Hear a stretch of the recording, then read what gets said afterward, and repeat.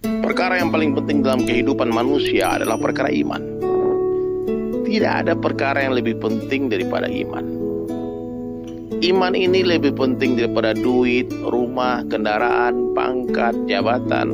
Lebih penting daripada suami, daripada istri, daripada anak, daripada teman-teman. Satu orang mati gak punya duit, Allah gak marah. Mati gak punya rumah, gak masalah. Mati gak punya suami, Allah gak marah. Mati gak punya istri, gak punya anak-anak, gak punya teman, tidak akan mendatangkan murka Allah subhanahu wa ta'ala. Tapi apabila ada satu orang manusia mati tanpa iman, itulah masalah. Jadi kita harus sepakati ini. Semua kita yang mendengarkan video ini, kita harus tahu bahwasanya perkara iman adalah perkara yang paling penting, harus terus dibicarakan, harus terus difikirkan, harus terus diusahakan. Nah, sebagaimana hari ini sebagian besar manusia di dunia, mereka menganggap yang penting itu adalah perkara kesehatan. Maka hari-hari bicara tentang kesehatan, mengusahakan tentang kesehatan. Di mana-mana kalau bertanya, jumpa orang tanya, sehat kamu, apa kabar, bagaimana sehat? Dulu kalau sahabat berjumpa, bukan itu yang mereka tanyakan. Ketika sahabat berjumpa dengan sahabat yang lain, yang mereka tanyakan bagaimana kabar iman kalian. Bukan bagaimana kabar kesehatan kalian, bukan bagaimana kabar keluarga kalian, anak kalian. Bukan itu yang pertama mereka tanyakan. Tapi ketika sahabat berjumpa dengan sahabat yang lain, apa yang mereka tanyakan? Bagaimana imanmu? Mari kita beriman sesaat. Mari kita tingkatkan iman kita.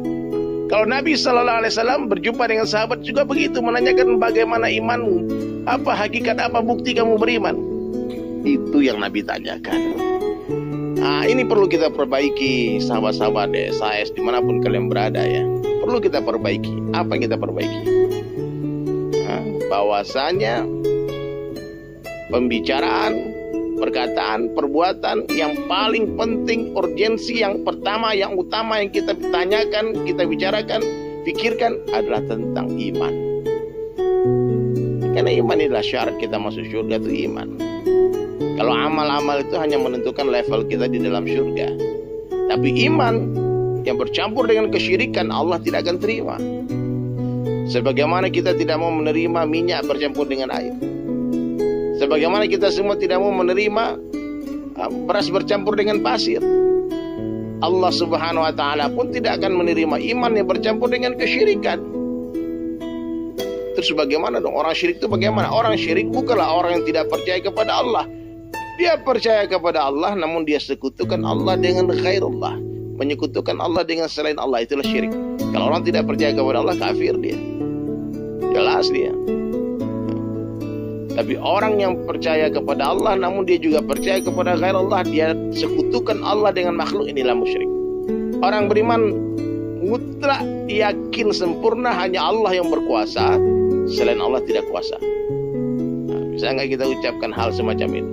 Allah kuasa, makhluk tak kuasa.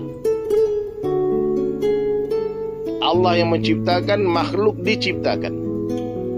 Allah yang memelihara, makhluk dipelihara.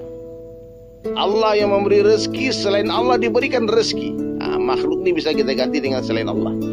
Siapa itu makhluk? Siapa saja selain Allah adalah makhluk. Hatta Jibril alaihissalam adalah makhluk. Jibril alaihissalam itu pernah dinafikan oleh Nabi Ibrahim alaihissalam. Ketika Jibril alaihissalam, amirul malaikat, pemimpinnya para malaikat, datang menawarkan bantuan kepada Nabi Ibrahim alaihissalam ketika hendak dibakar oleh Namrud laknatullah alaih. Apa jawaban Nabi Ibrahim alaihissalam? Hasbunallah wa ni'mal wakil. Cukup Allah sebagai penolongku. Nah, inilah tauhid. Menafikan ghairullah, meyakini hanya Allah yang berkuasa, selain Allah tidak bisa apa-apa, bukan apa-apa, bukan siapa-siapa, tidak bisa memberikan manfaat dan mudarat sedikit pun tanpa izin Allah.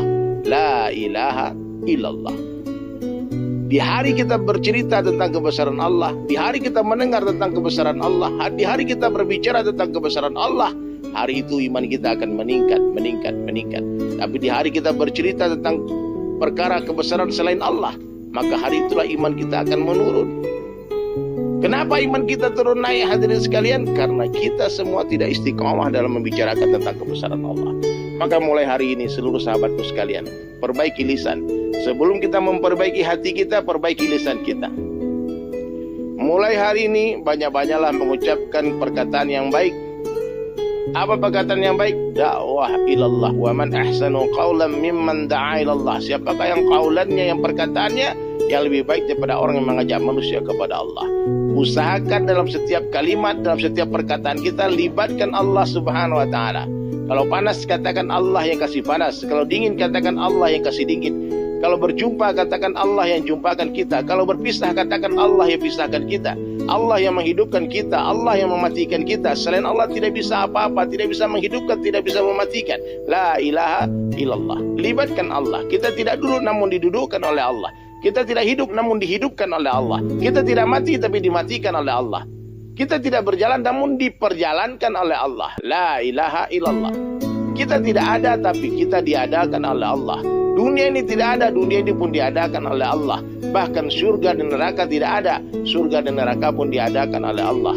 Allah subhanahu wa ta'ala itu ada sebelum seluruh makhluknya ada. Dan Allah subhanahu wa ta'ala akan tetap ada setelah seluruh makhluknya sudah tidak ada. Seandainya seluruh makhluk sepakat mengatakan Allah tidak ada, Allah subhanahu wa ta'ala akan tetap ada. Kenapa demikian? Karena Allah subhanahu wa ta'ala itu sudah ada sebelum kata-kata ada itu ada. Dan Allah subhanahu wa ta'ala akan tetap ada setelah kata-kata ada itu sudah tidak ada lagi. La mawjud illallah, la ilaha illallah. Renungkan muzakarah singkat ini. Penuhi hati dengan kebesaran Allah. Ingat, hati seperti singgasana. Siapa saja yang duduk di sana akan menjadi raja. Siapa yang tidak mau menghambakan dirinya kepada Allah, dia pasti akan menjadi hamba selain Allah. Siapa yang tidak mau menghambakan diri kepada Allah, maka dia akan menjadi hamba selain Allah. Maka takutlah hanya kepada Allah Ta'ala saja. Cintailah Allah Ta'ala melebihi segala-galanya. Siapa yang berangkat meninggalkan dunia dalam keadaan hati mencintai Allah dan Rasulnya melebihi siapapun termasuk dirinya sendiri, maka itulah kejayaan, itulah kesuksesan yang besar, itulah keagungan yang besar. Maka banyak-banyaklah ucapkan la ilaha illallah.